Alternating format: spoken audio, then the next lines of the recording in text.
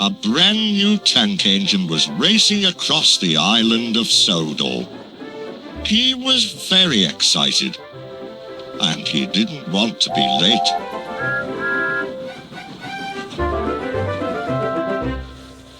"Right on time," said Sir Topham Hatt.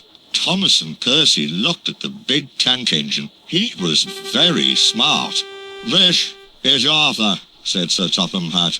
"He's here to shunt trucks and pull freight." "Nice to meet you," puffed Arthur politely. "And he's got a spotless record," Sir Topham Hatt added. What's a spotless record?" whispered Percy.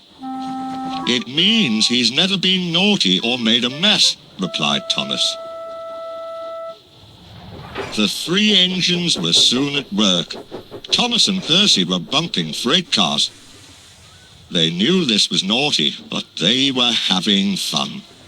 "Join in, Arthur," said Thomas. "No, thank you," wished the new engine. He'd never been naughty before.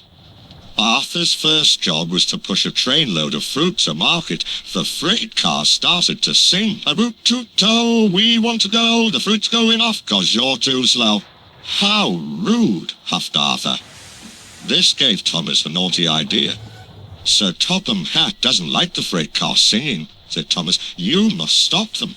"Thank you," said Arthur. "I will."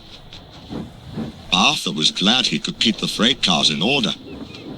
"He'll never stop the freight cars from singing," laughed Thomas. Arthur chuffed cheerfully through the countryside. Soon the freight car started singing again. "Chug, chug, chuff, you told gang huff, but you're so rusty you can't even puff." "Stop singing," huffed Arthur. "Freight cars should do as they are told." The foolish freight cars were cross. If they couldn't sing, they would teach Arthur a lesson instead. "We'll show him," they giggled. "He can't push us around." Arthur struggled over bridges, and he huffed and puffed through tunnels.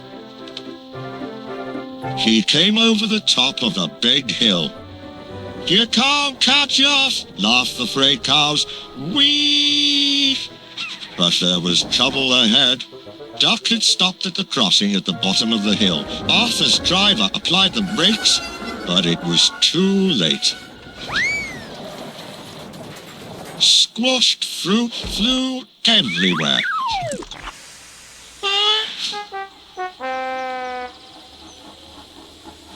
Arthur was upset. His spotless record was ruined.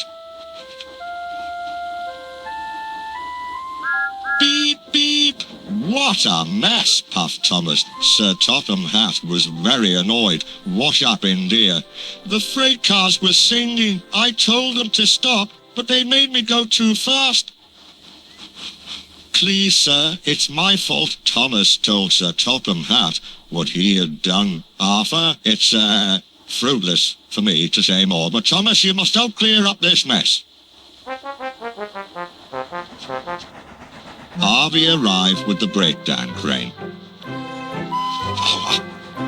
He could see there was a lot of work to be done.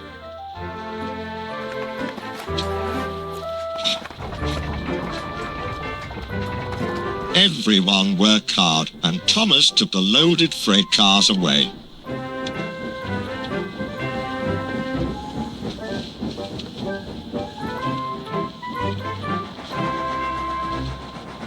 That evening, Arthur was having the squashed fruit cleaned out of his funnel. "I'm sorry I played a trick on you," said Thomas. "Thanks for owning up to it," replied Arthur.